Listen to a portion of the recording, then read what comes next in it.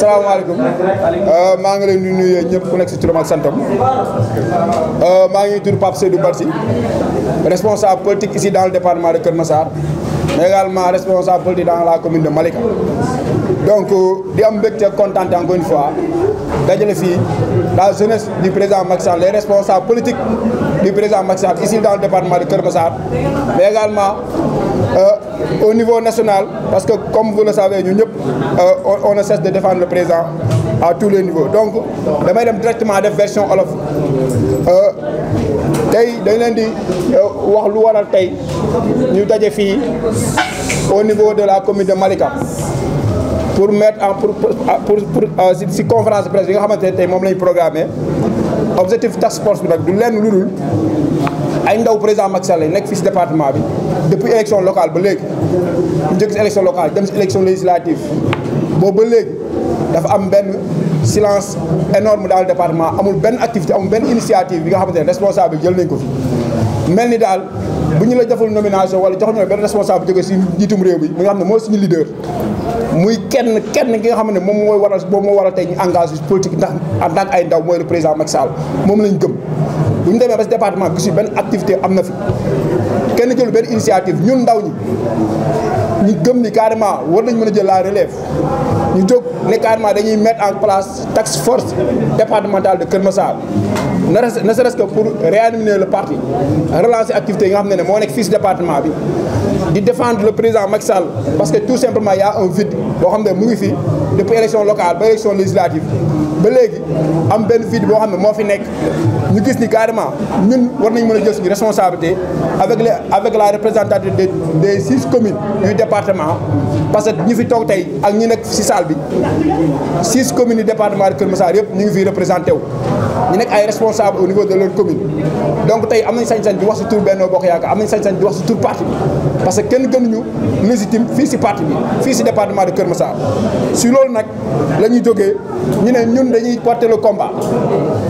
mën a faire face à cette opposition parce que tout simplement xam nañ ni le président Macky Sall lu mu def fii si département de Keur Massar amul kenn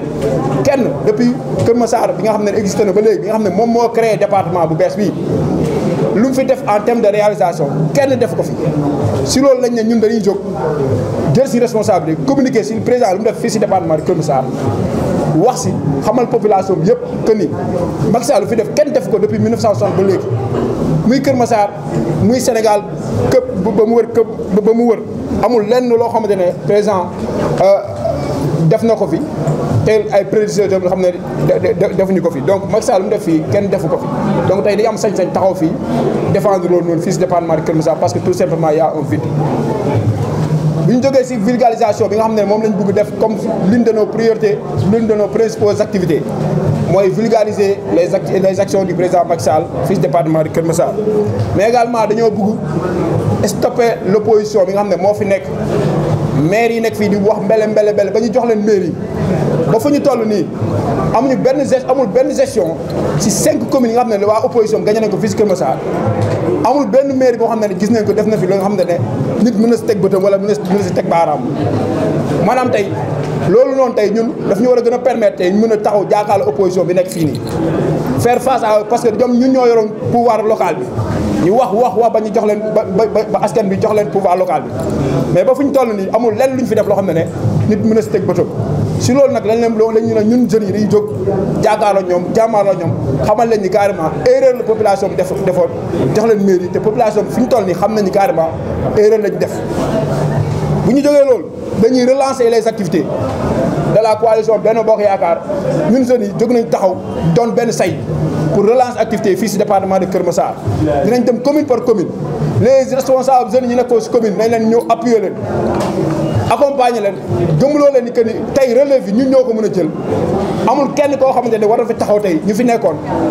war ñu empêcher ñu mën a def lu ñu war a def fii si département bi parce que tout simplement y a des responsables qui ont montré leurs limites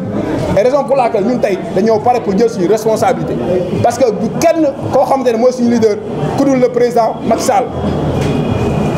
bu ñu jógee loolu dañuy remercier le président Macky Sall bi nga xamante ne tey mettre en place un gouvernement de combat bi nga xamante ne tey ñun ñëpp gis nañ ni c'est un gouvernement boo xam ne dinañ am nañu yaakaar que ni dinañ répondre à leurs attentes bi ñu si jógee nag di remercier suñu ñaari ministres yi nga xam ne jëlee leen fii si gouvernement bi muy Assome Diatta ak madame monsieur le ministre Amadou Hott wante nag c'est pas une raison à ce que ñu war a délaisser la base. On les appelle à revenir sur le terrain ñu wàccandoo ak ñun si terrain bi ñu mener le combat parce que le président dafa soxla tous les responsables. Le président dafa soxla sa jeunesse. Le président a besoin de tous les militants et les militantes. Donc c'est le moment de faire un appel à tous les responsables du département, de descendre sur le terrain et de mener des actions ensemble. Bu ñu ko deful ñun on va le faire parce que xaaruñu si kenn parce que kenn moo waral suñu engagement politique mooy le président Macky Sall. Depuis bu ñu nekk lycée ba ñu def université il est le seul leader qui nous a toujours inspiré à faire la politique. Si loolu nag du ñu bàyyi kenn koo xam ne dañuy délaisser le terrain ñu bàyyi opposition bi ñu koy occuper duñ ko def tey duñ ko def suba. Si loolu nag dañuy rappeler bu ñu féliciter le gouvernement de combat bi nga xam ne président teg na ko mettre na ko en place à sa tête monsieur le ministre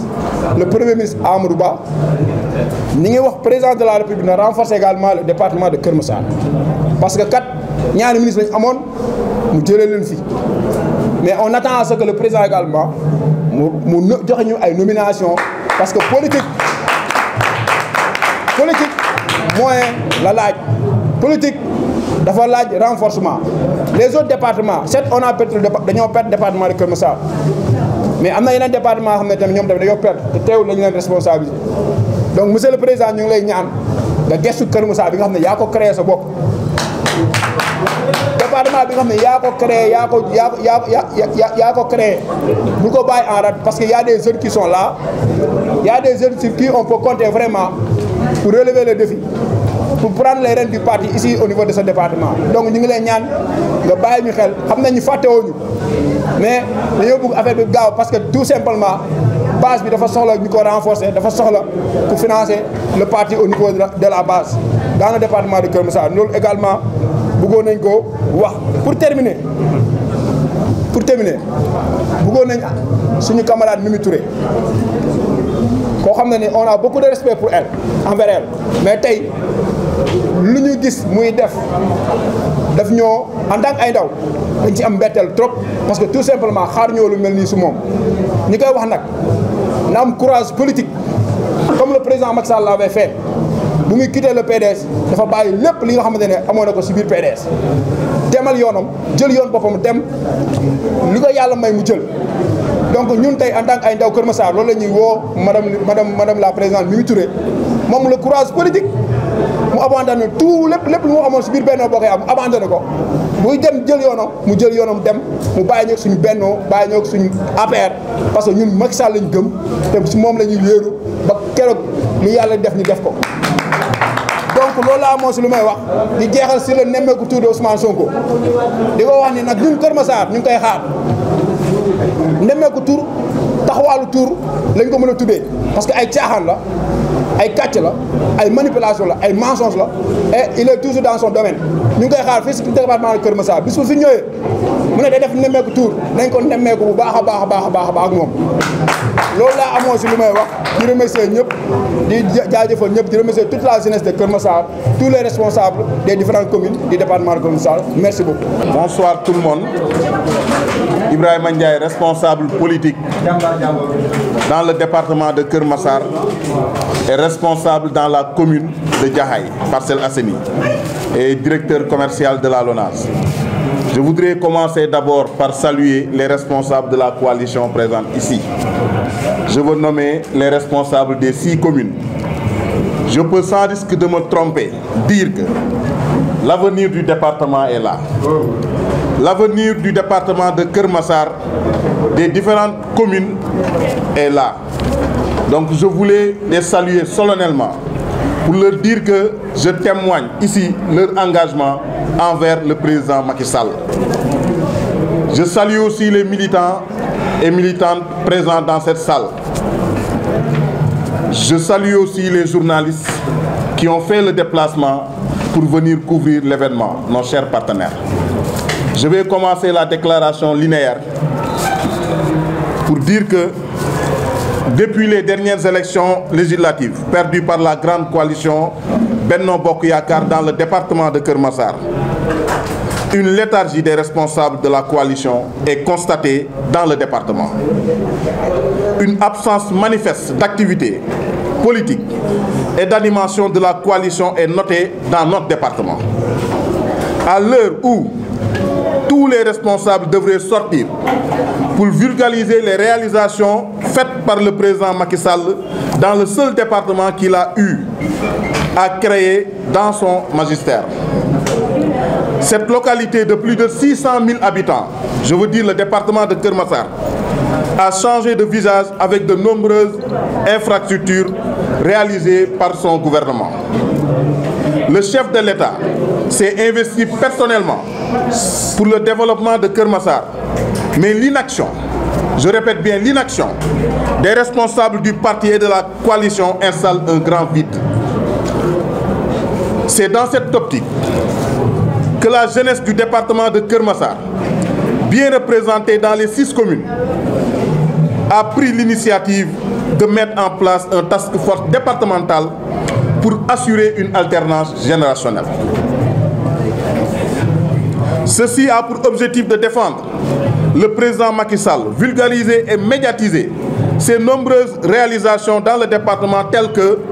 l'autopont de Keur Massar qui est visible ici,